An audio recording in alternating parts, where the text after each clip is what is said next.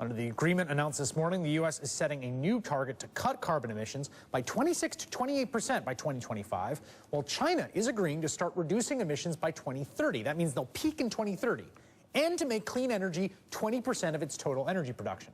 Now, that is a huge deal, because over the past 15 years, as John Kerry pointed out today, China has accounted for roughly 60% of the growth in carbon dioxide emissions worldwide. And now it has agreed to reverse that trend.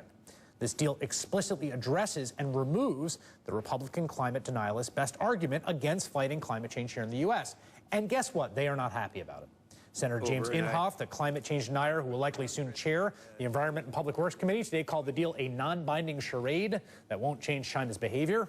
And soon-to-be Senate leader Mitch McConnell had this to say at a photo op with smiling Senate freshmen today.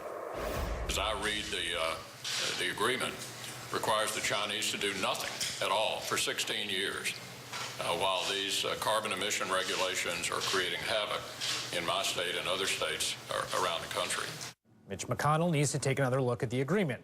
To meet its target of 20% clean energy by 2030, China will have to generate more power from clean energy than is generated in all the coal-fired power plants that exist in China today. Enough clean energy to nearly match the total electricity generating capacity of the entire United States. I spoke to John Holdren. He's the head of the White House Office of Science and Technology Policy. I asked him about the deal's significance.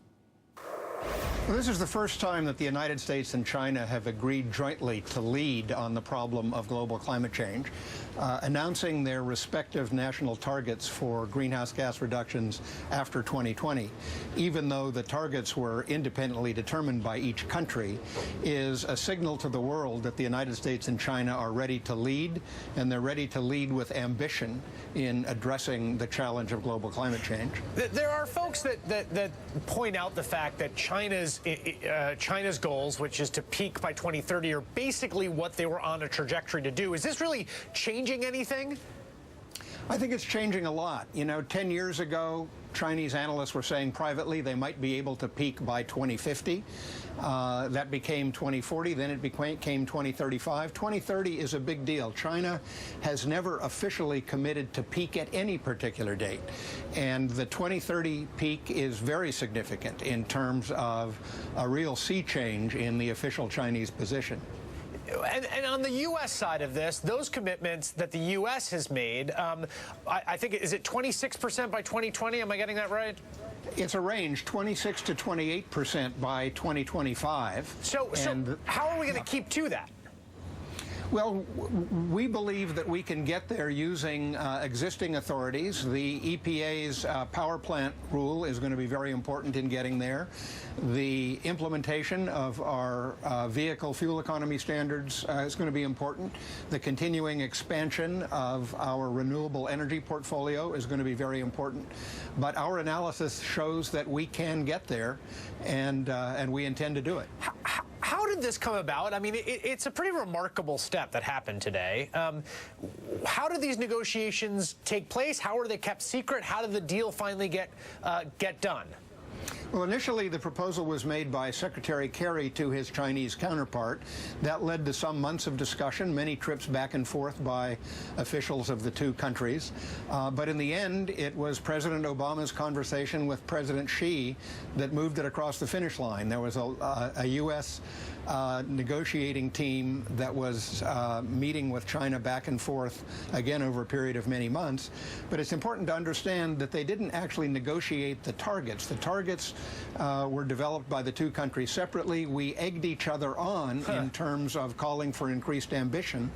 But the idea of a joint announcement was to show the world that the two biggest emitters of greenhouse gases are now ready to lead in ambitious strategies to reduce those emissions. So is there anything binding here for either country? I mean, what happens if China misses the targets? What happens if we miss the targets? Well, in China, these targets basically have the effect of law.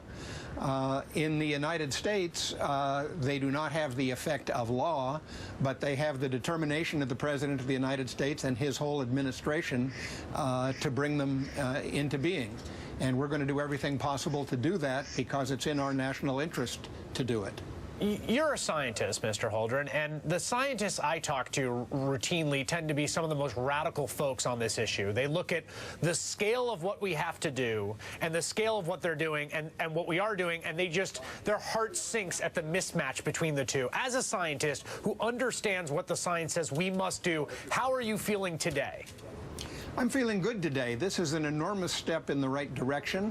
I have spoken in the last 12 hours with many leading scientists around this country and around the world about this announcement, and I can tell you that the scientific community, from the people I've sampled, is very excited about the magnitude of this step.